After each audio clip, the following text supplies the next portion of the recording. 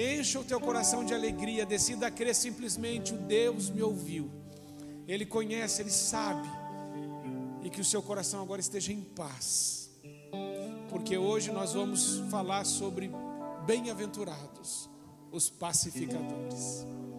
Em nome de Jesus, volte em paz para o seu lugar agora, para que a palavra de Deus, que é a boa semente, penetre no seu coração em nome de Jesus. Amados irmãos, não existe coisa melhor do que estarmos na presença de Deus. Louvado seja o nome do nosso Senhor Jesus Cristo. A palavra de Deus nos diz em Mateus capítulo 5, versículo 9: bem-aventurados os pacificadores, porque serão chamados filhos de Deus. Amados irmãos, quanto você daria pela paz? A paz não pode ser comprada. A paz só pode vir de Deus, a verdadeira paz. Porque existe a paz falsa, que é a paz do mundo. A paz do mundo é circunstancial. A paz do mundo não é paz. A paz do mundo é trégua. A paz do mundo, muitas vezes, os homens encontram no fundo de uma garrafa, nas drogas, na alienação, nas fugas. Só que essa paz tem vida curta. Essa paz não preenche o nosso interior. A verdadeira paz não é um conceito. A verdadeira paz não é um sentimento. A verdadeira paz não é um estado de espírito. A verdadeira paz, diz Efésios, capítulo 2, versículo 14, a verdadeira paz é uma pessoa. A verdadeira paz é Jesus. Quando Jesus chega na nossa vida, chegou a paz. Bem-aventurados os pacificadores, em primeiro lugar, por quê? Porque eles já têm o Deus da paz. A palavra de Deus diz que foi o Deus da paz que esmagou a serpente Satanás debaixo dos seus pés. Sabia que a maior arma de um cristão é a paz? Quem destruiu Satanás, diz as Escrituras, foi o Deus da paz. Não foi o Deus da guerra, da paz. É interessante observar que o mundo espiritual vai trabalhar o tempo todo para tentar roubar a tua paz. Porque se a tua paz for roubada, você fica desestabilizado. Você não consegue aproveitar o dia, você não consegue aproveitar os momentos, você não consegue curtir os filhos, a família, as pessoas que você ama, se a paz for levada embora. E muitas vezes durante o seu dia acontecem coisas, já percebeu? Que acontecem coisas durante o seu dia que são para roubar a sua paz? Você estava lá, feliz da vida, cantarolando, cantando a Ele a glória, cantando: ai, os olhos de Jesus estão sobre mim, estou tão feliz.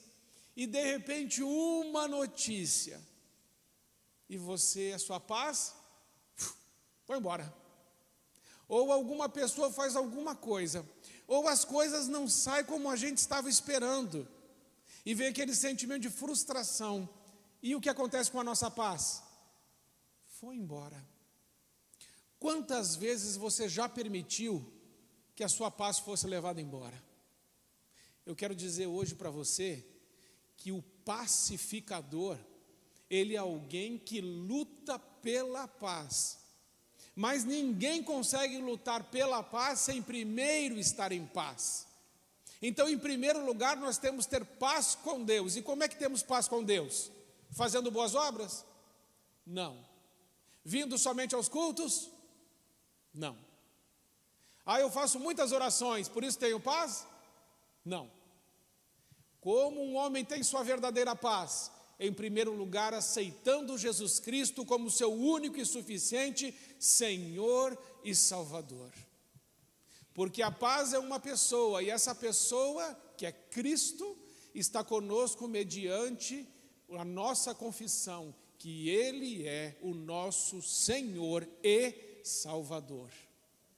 Quando chamamos Jesus para a nossa vida, nós temos paz com Deus, porque a palavra de Deus diz que nós éramos alvos da ira de Deus, mas Jesus Cristo no Getsêmani, Ele estava agonizando, e Ele disse: a minha alma está angustiada até a morte, e Jesus orava por nós, e intercedia por nós, porque era necessário que Ele morresse para pagar o preço dos nossos pecados, a fim de que a paz que havia sido tirada por causa do pecado fosse restabelecida mediante o sacrifício vicário e substitutivo de Cristo na cruz em nosso favor. Ninguém que não tenha paz com Deus pode ter paz de verdade, porque a paz verdadeira o mundo não pode oferecer. A paz verdadeira é Cristo. Em segundo lugar, nós precisamos começar a entender que o pacificador é aquele que se posiciona para que a paz não vá embora. Não adianta só pensar: paz, eu não quero que você vá embora. Senhor Jesus, eu não quero que o Senhor saia. Ah, Senhor, eu fico pensando aqui como seria bom se eu pudesse passar todo o dia em paz. Mas nós podemos aprender com as Escrituras que a paz precisa ser conquistada através de posicionamento espiritual. E nós vemos isso claramente no texto de Marcos, capítulo 4, versículos de 37 a 40, que diz assim: levantou-se um forte vendaval, e as ondas se lançavam sobre o barco, de forma que este foi se enchendo de água. Jesus estava na popa, dormindo, com a cabeça sobre um travesseiro. Os discípulos o acordaram e clamaram: Mestre, não te importa que morramos? Ele se levantou, repreendeu o vento e disse ao mar: aquiete-se, acalme-se. O vento se aquietou e fez-se completa bonança. Então perguntou aos seus discípulos: por que vocês estão com tanto medo? Ainda não têm fé? O pacificador não pode ter medo.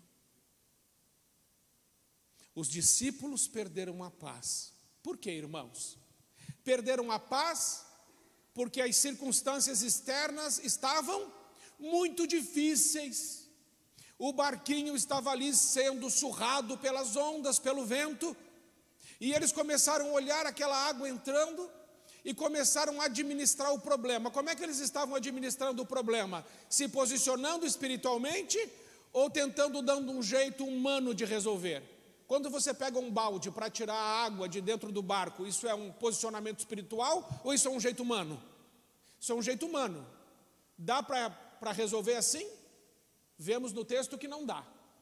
Muitas vezes a nossa paz, ela é tirada e não volta, porque nós estamos querendo dar todos os jeitos para resolver, só que são jeitos humanos. É o nosso jeito. Nós vamos tentar administrar o problema. Existem problemas que não dá para administrar com recursos humanos. É necessário um posicionamento espiritual. E eles ficaram administrando, segundo alguns teólogos, essa tempestade vai começar à noite, depois das 9 da noite, e me parece, segundo alguns teólogos, que ela vai até 3 da manhã, mais ou menos, aí para frente. São 6 horas de tempestade, e eles ali, administrando a tempestade, e 6 horas de tempestade, e o que Jesus está fazendo? Dá para acreditar? 6 horas de tempestade, Jesus está onde? Dormindo. É interessante, irmãos, que o que tira a nossa paz, não tira a paz de Jesus. Que as tempestades que vêm sobre a nossa vida, essas forças externas, não abalam Jesus.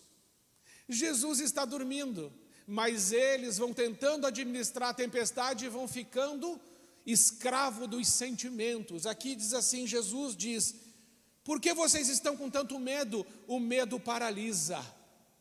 Medo é inimigo da fé, medo é inimigo de um pacificador. Quando eu estou com medo, eu sou paralisado, as minhas forças são levadas embora, eu não consigo mais administrar o problema. Quando eu não tenho fé, as circunstâncias podem falar mais alto, gritarem ao meu redor, então eu posso me encolher, ficar intimidado e acovardado num canto, olhando o problema, e o problema parece que vai nos engolir, e nós não conseguimos fazer absolutamente nada. O que nos falta? Nos falta tomar uma atitude espiritual. Um pacificador não arruma soluções naturais para problemas espirituais.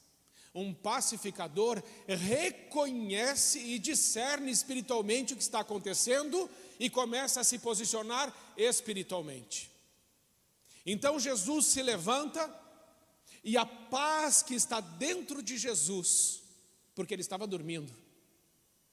Pensa numa pessoa que estava em paz. Aquela tempestade acordou Jesus? Não. Quem acordou Jesus? Os discípulos, os apóstolos. Não foi a tempestade, foram eles. Jesus estava dormindo, ele foi acordado por pessoas que estavam sendo reféns das circunstâncias. Não conseguiam administrar o problema. Não entenderam o que estava acontecendo, não tiveram um discernimento espiritual. Então Jesus retira a paz que está dentro dele e coloca para fora. Quando Jesus retira a paz que está dentro dele e coloca para fora, através da sua palavra, tudo que estava dentro de Jesus, quando sai para fora, se acalma. Você já viu gente tentando resolver problema gritando? Já viu? Está acontecendo uma guerra, a pessoa tenta gritar mais alto ainda para ver se o pessoal para. Você acha que isso resolve? Realmente acha? Satanás é muito esperto, irmãos. Ele vem muito sutilmente para roubar a nossa paz, tirar a nossa alegria, roubar a nossa fé.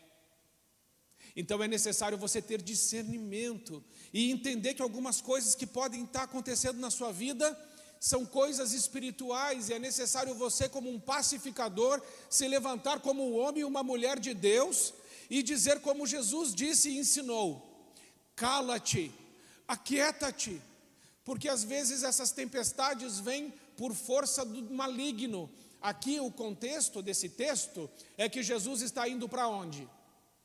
Para Gadara. Jesus está indo buscar a ovelha perdida. Jesus está indo lá libertar o endemoniado gadareno. E tem uma legião de demônios lá. E alguns teólogos dizem que esse cala-te que Jesus fala é o mesmo cala-te e sai que ele diz para uma pessoa endemoniada. Ele usa as mesmas palavras. Portanto, Jesus está discernindo que possivelmente essa tempestade se levantou para impedir ou tentar impedir que ele chegasse no lugar que ele precisava chegar, para levar a liberdade àquela pessoa que estava presa por uma legião de demônios.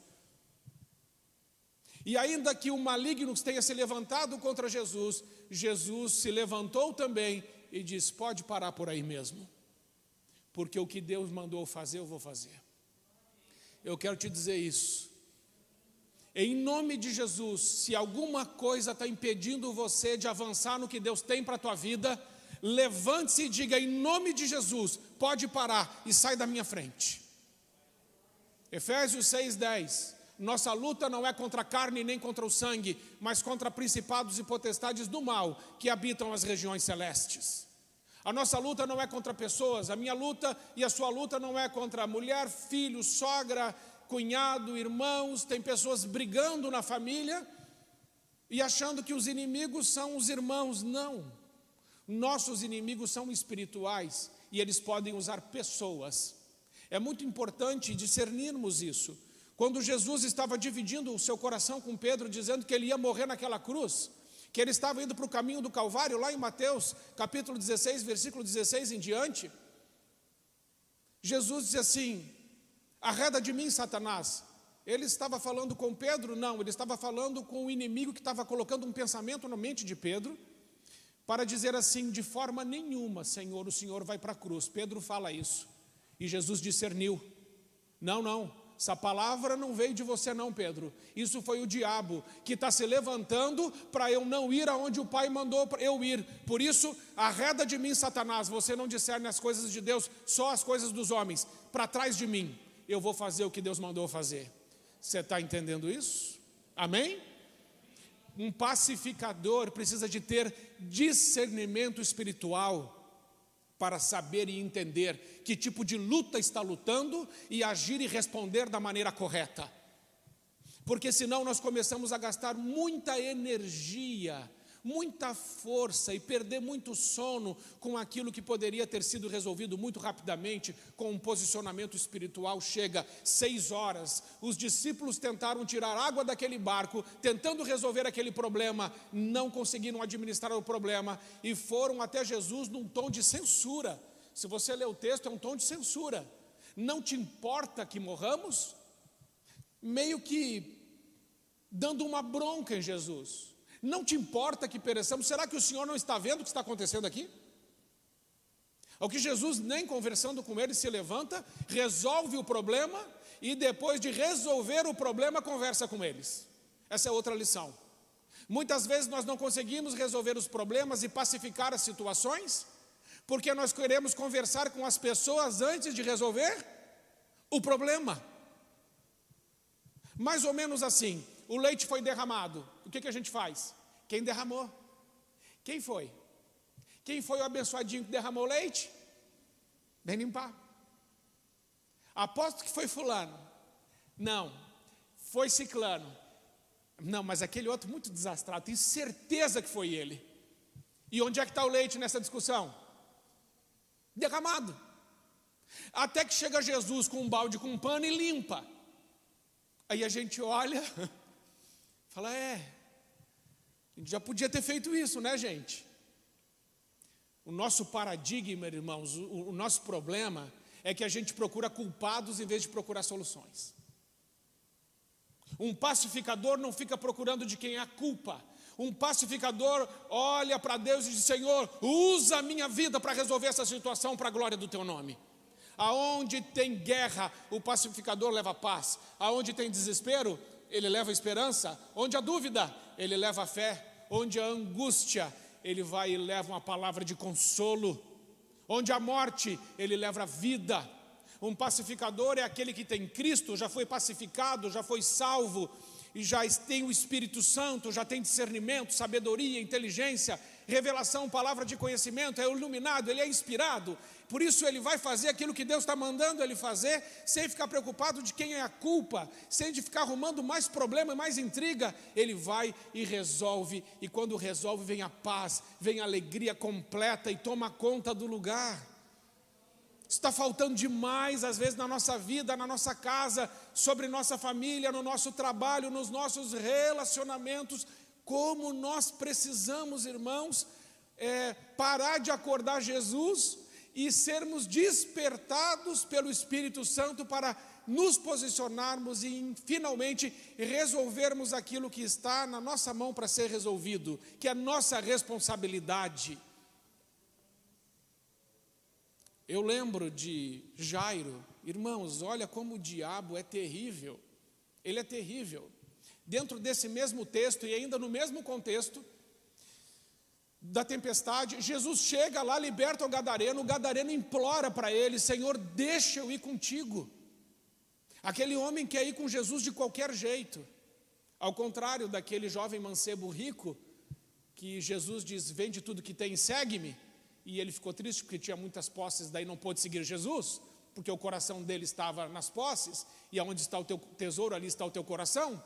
O Gadareno não, o Gadareno é um homem que não tem nada, ele estava destruído, ele não tinha mais nada, ele havia perdido tudo. Quando Cristo o liberta e ele é vestido com roupas e ele é transformado em outro homem e Jesus está conversando com ele diz que quer ir com Jesus e Jesus disse, não, você não vai, você vai ficar em Gadara, porque a paz que eu te dei agora você vai passar para as pessoas que estão aqui, você vai voltar para a sua casa e você vai pacificar a sua família através do meu poder que está atuando em você.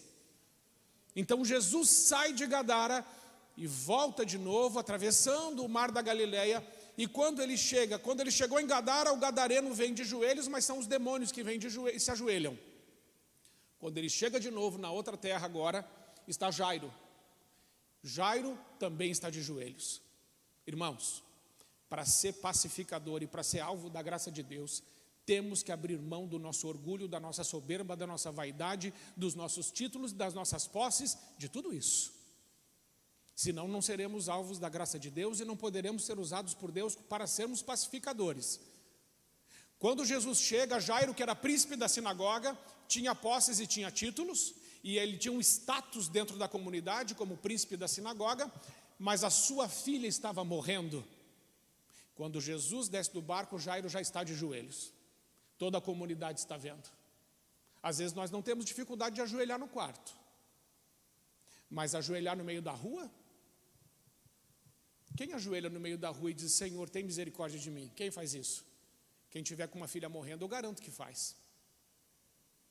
Às vezes precisa acontecer alguma coisa terrível na nossa vida para a gente adorar a Deus do jeito que já deveria ter adorado há muito tempo. E Jairo está ali de joelhos, toda a comunidade está vendo. Você acha que ele está preocupado com isso? Não, a filha dele está para morrer. E ele diz: mestre, vem, impõe as tuas mãos sobre a minha filha, para que ela seja curada. Você acha que Jairo estava em conflito? Sim. Ele estava em paz? Obviamente que não. O interior dele era um turbilhão. Mas Jesus falou para ele assim: eu vou com você. Então acendeu uma esperança no coração daquele homem, porque ele sabia muito bem quem era Jesus. Mas no meio do caminho, veio aquela mulher com fluxo de sangue, que era outra, que a paz dela tinha ido embora, tinha 12 anos. E ela toca em Jesus, Jesus para. Quando Jesus para, como é que fica o coração de Jairo? Cura logo ela, vamos logo embora, a minha filha. E Jesus ainda para conversar com ela. Quem me tocou? Nisso Pedro, o apóstolo, já fica indignado. Tem uma multidão te tocando, o senhor pergunta: quem te tocou? Todo mundo está te tocando. Ele fala: não, teve uma pessoa aqui que tirou de mim graça. Quem foi? Aí a moça, ele falou assim: então vamos conversar. Conta a tua história, fala o teu testemunho. E Jairo, como é que está o coração dele? Quando está terminando com a mulher do fluxo de sangue, para ir, chega uma notícia: Jairo, não incomode mais o mestre, a sua filha já está morta. O que entrou no coração de Jairo? Medo, falta de fé, insegurança, desespero. Tudo isso são inimigos nossos. E como é que Jesus resolveu esse problema? Olhou bem nos olhos de Jairo e disse assim: Jairo, somente creia. Só isso. Sabe o que Deus te pede? Isso. Eu não sei o que está acontecendo na sua vida que está te tirando a paz. Eu não sei saber. Deus sabe o que acontece dentro de você, quais são suas questões. Mas o que Jesus diz é: somente creia. Não precisa fazer teologia. Não é passar horas e horas e horas e horas fazendo isso, aquilo, liturgias e rituais. O que Jesus pede para nós é: creia no meu nome, relacione comigo, creia que eu sou todo poderoso, que eu sou teu pai, teu pastor, que eu te amo, que eu me importo com a sua vida e tenho o poder de mudar a sua história. Creia nisso, creia nisso. Se você crê nisso, irmãos, se você crer nisso, o Senhor vem e faz. Lembra Marta e Maria? Marta e Maria, meu Deus do céu, Lázaro estava morto. Marta e Maria, naqueles 3 dias que Lázaro está ali, e antes disso, mandam chamar Jesus. Jesus vem, o nosso irmão está morrendo, o nosso irmão está morrendo. Como é que está o coração delas? Desesperado. Lázaro vai morrer, ele vai morrer, se Jesus não chega ele morre. Meu Deus do céu, onde que Jesus está? Ele não parava de comer pizza aqui em casa. O Jesus não saía aqui de casa. Era uma pizza atrás da outra, e lasanha, e café, e tudo. Mas agora, justamente agora que o abençoado do Lázaro está doente, Jesus resolve ir lá para Montenegro. E agora? E agora, nada. Jesus sabe quanto de distância que Jesus estava de Marta e Maria? Eu acho que ele devia estar uns 40 quilômetros, ele estava perto. Ele estava perto. Por 3 dias chamaram ele foi? Não. Lázaro morreu. Deu 1 dia, ele foi? Não. 2 dias? Não. 3 dias? Não. Ele só chega depois. Quando ele está chegando, ele para, depois vocês podem ler o texto, ele para e fala assim: chama Marta, chama ela. Para onde ele estava? Ele não foi até lá, chama ela. E ele começa a conversar com ela para acalmá-la. Depois ele manda chamar Maria, chama ela também. As duas já não tinham mais fé, estavam com medo, inseguras, e para elas aquela situação já era irreversível, já não tinha mais jeito e não tem o que fazer. E Jesus falou assim: Maria, você não sabe que o seu irmão vai ressuscitar? Ela disse assim: eu sei que o Senhor tudo pode, e que se o Senhor tivesse chego, o meu irmão não teria morrido. Mas eu sei que o Senhor vai ressuscitá-lo no último dia. Você viu o que ela fez? Ela apontou para o passado e ela apontou para o futuro. Se o Senhor tivesse chego, o meu irmão não teria morrido. Mas eu sei que no último dia, eu acredito, ele vai ressuscitar. E Jesus falou para ela assim: eu sou a ressurreição e a vida. Seu irmão vai ressuscitar hoje. Você está entendendo? Para de tratar com Deus como o Deus do passado e o Deus do futuro. O nosso Deus é o Deus do presente, é o Deus do agora, que pode fazer agora, que pode levantar agora, ressuscitar nossos sonhos, ressuscitar coisas que enterramos, ressuscitar situações na nossa vida que a gente diz assim: isso já está cheirando mal. Mas Ele é o Todo-Poderoso que diz: vem para fora. E diante da palavra dEle, todo o universo obedece. Se você perder a paz, você perde a fé. Se você perder a fé, você fica com medo. Se você ficar com medo, você fica paralisado. Se você ficar paralisado, o diabo te destrói. Não aceite isso. Não existe essa opção na vida de um cristão. Em segundo lugar, tem um outro texto muito interessante que fala sobre paz no meu discernimento, que é Marcos 14, 34 a 42, que diz assim: é Jesus no Getsemane, e agora parece que a situação se inverte, e Jesus diz: a minha alma está profundamente triste, e numa tristeza mortal, fiquem aqui e vigiem. Indo um pouco mais adiante, prostrou-se e orava, para que, se possível, fosse afastada dele aquela hora, e dizia: Abba, Pai, tudo te é possível. Irmãos, um parênteses, eu já falei isso, vou repetir. Quando Jesus chama o Pai de Abba, Ele não está chamando o Pai de papai, tá? Não é papai. Abba é papá. Abba é a palavra de quem ainda não tem palavra. Abba é o balbuciar de uma criança.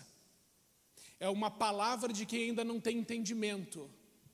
Quando Jesus diz Abba, em que posição ele está se colocando? Totalmente vulnerável. Em que posição? Senhor, eu não posso nada se o Senhor não estiver comigo. Eu só tenho segurança no teu colo. Eu só tenho segurança no teu abraço.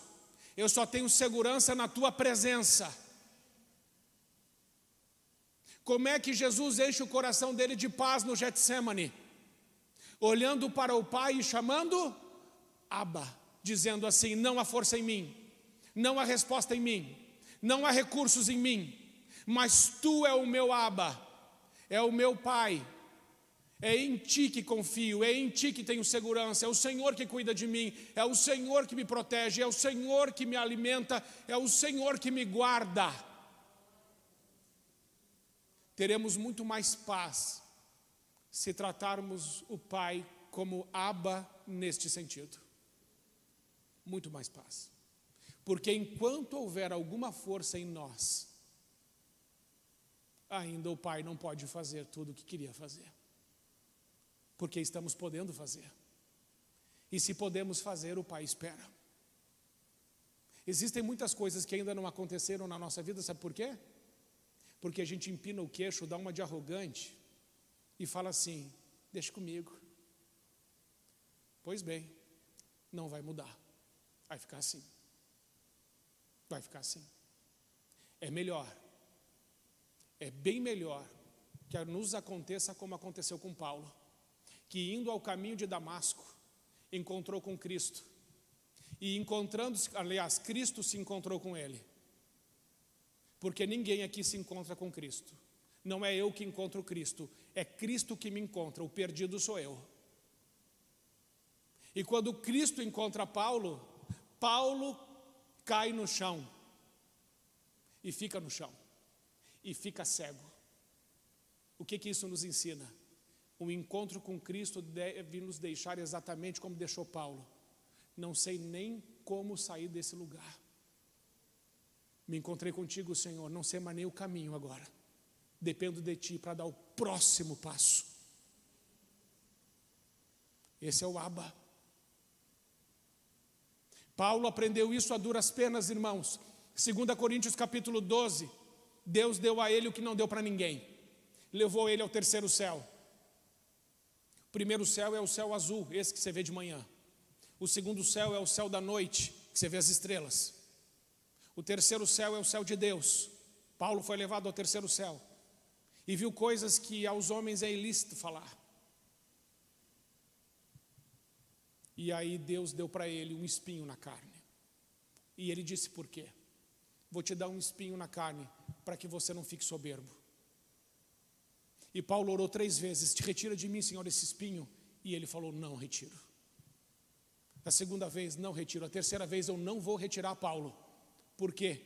Porque o meu poder se aperfeiçoa na tua fraqueza.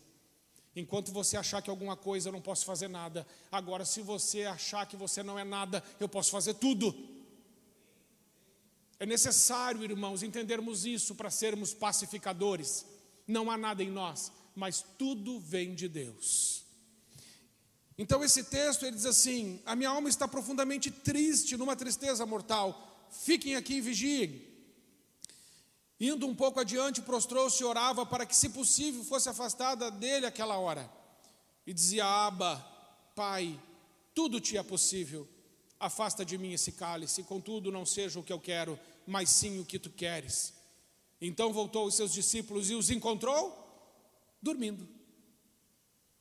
Dormindo. Interessante, irmãos, que no primeiro texto que li, quem é que estava dormindo? Jesus. Mas agora quem é que está dormindo? Os discípulos. Agora inverteu. Quem é que está indo acordar agora? Jesus. Então voltou aos seus discípulos e os encontrou dormindo. Simão, disse ele a Pedro: você está dormindo? Você está dormindo? Não pode vigiar comigo nem uma hora? Vigiem e orem para que não caia em tentação. O espírito está pronto, mas a carne é fraca. Mais uma vez ele se afastou e orou, e repetindo as mesmas palavras, quando voltou, os encontrou dormindo, porque os seus olhos estavam pesados e não sabiam o que dizer. Voltando terceira vez, lhes disse: vocês ainda dormem e descansam? 3 vezes Jesus foi acordá-los. Eles estavam dormindo.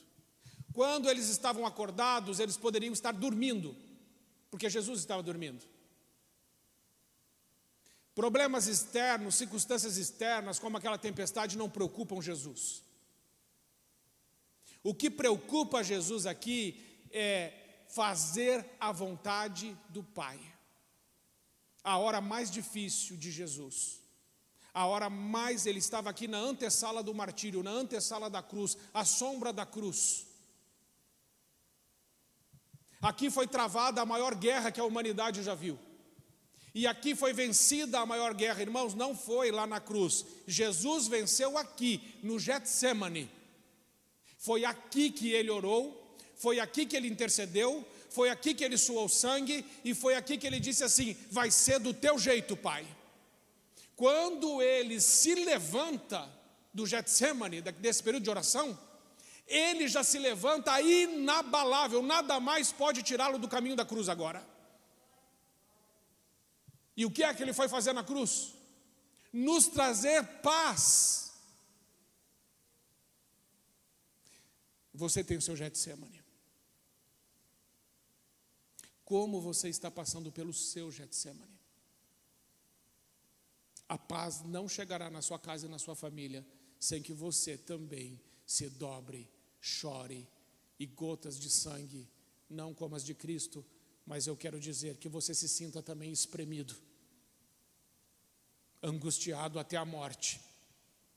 E nessa hora não é a hora de ir no psiquiatra pedir remedinho, ansiolítico para se sentir bem. Nessa hora é hora de se ajoelhar e dizer: Senhor, eis-me aqui, faz o que o Senhor quiser comigo, mas eu não vou abrir mão da tua vontade prevalecer sobre minha vida, família, sobre a minha história. Foi o que Jesus fez. Jesus não tomou um antidepressivo. Jesus não roeu a corda. Jesus não se intimidou. Jesus não fugiu do plano. Jesus falou assim: é do teu jeito. A tua vontade é boa, a tua vontade é agradável, a tua vontade é perfeita, a tua vontade vai se cumprir. E a paz de Deus, que excede todo entendimento, descerá e encherá nossas mentes e corações. Cristo tem esse poder. Mas você tem sua parte para fazer. Você entendeu isso? Você foi chamado por Deus para ser um pacificador. E para ser um pacificador precisa entender isso, ter discernimento, entender o que está acontecendo, parar de procurar culpados, se posicionar espiritualmente, ver que quando a alegria está sendo roubada, que quando a nossa paz está sendo retirada, nos levantarmos como Cristo fez naquele barco e dizer assim: chega, pode parar, o que Deus tem vai se cumprir aqui. Vê que vai dar uma confusão, já se levanta e fala: em nome de Jesus, para isso. Vamos orar. Quantos casamentos não haveria separação se não, quando começasse a confusão, o marido, que é o sacerdote da casa, deveria ser ele, e não a mulher. Deveria ser ele, de dizer assim: calma, meu amor, vamos orar. Eu estou muito nervoso, você está nervosa, a gente pode falar coisas que podem nos machucar, nos magoar. Vamos orar. Eu quero abençoar a sua vida e quero pedir que Deus nos abençoe agora. Eu quero a paz aqui em casa. Você acha realmente que a paz não viria se isso fosse feito? Certamente viria. Quantas palavras duras e malditas são ditas em momentos que estamos nervosos? Quantas atitudes irresponsáveis e coisas que não precisavam acontecem, porque simplesmente deixamos nossa paz embora. E queremos esvaziar o nosso barquinho com balde, dar o nosso jeito. É impossível, irmãos. Sem Jesus é impossível. A minha oração é que Deus te use como um pacificador. Bem-aventurados os pacificadores, porque serão chamados filhos de Deus. Você é filho de Deus. A minha oração por você, onde você chegar, vai ter paz. Vai ter. E você sabe que essa é uma das coisas mais difíceis. A gente fala muito, eu aprendi muito sobre batalha espiritual. Sabe o que é uma das coisas mais difíceis? Paz. Expulsar um demônio é moleza. É moleza. É dizer: sai em nome de Jesus. Pode demorar um pouco, um tempo, não sei quanto tempo, mas vai sair. Mas paz, paz o dinheiro não compra, irmãos. Paz é Deus. E Ele disse que você é um pacificador. Você acredita nisso? Então você é. A minha oração é que onde você chegar, você não saiba nem explicar, mas você constate: a paz chegou. E você não vai se orgulhar de você mesmo, mas você vai entender: Jesus está aqui e a paz chegou. Ah, irmãos, não tem coisa melhor do que a paz. Palavra de Deus fala isso, é melhor comer, na minha versão, pão com margarina do que picanha. Se for pão com margarina na casa onde tem paz e alegria. E essa é a vingança do pobre. Qual é a vingança do pobre? Alegria. Deus deu isso para o pobre. Pode estar no pior. Vão lá entrevistar. Como é que ele começa a entrevista? Rindo. Perdeu tudo e ele está rindo. E o rico, qualquer coisinha, a paz dele já foi embora. Então, não permita mais, de hoje em diante, que ninguém leve sua paz. Seja você portador da paz, de amor, de esperança, de alegria, de fé. Que a sua boca seja usada por Deus, suas mãos, seus braços, seu coração. E aonde você chegar, que as pessoas possam dizer: aqui chegou o reino de Deus. Amém? Vamos ficar em pé, vamos orar. Pai querido, nós queremos agradecer, Senhor, pela Tua palavra. A Tua palavra, ela é tão poderosa, que ela tem o poder de nos limpar. O Senhor disse isso em João 15:3. Vós já estáis limpos pela palavra que vos tenho dito. Pai, nós pedimos que a Tua palavra hoje limpe-nos. Senhor, limpa de todo tóxico na nossa alma. Tira, Senhor, tudo aquilo que está na nossa mente, que pode roubar a nossa paz. E as circunstâncias, Pai, oramos que jamais elas tenham o poder de tirar de nós a paz. E pedimos ao Senhor nessa noite, onde chegarmos, haverá paz. Senhor, em nome de Jesus, mas também pedimos que haja amor, alegria, mansidão, fé, esperança. Muito obrigado, Pai. Nós agradecemos em nome de Jesus.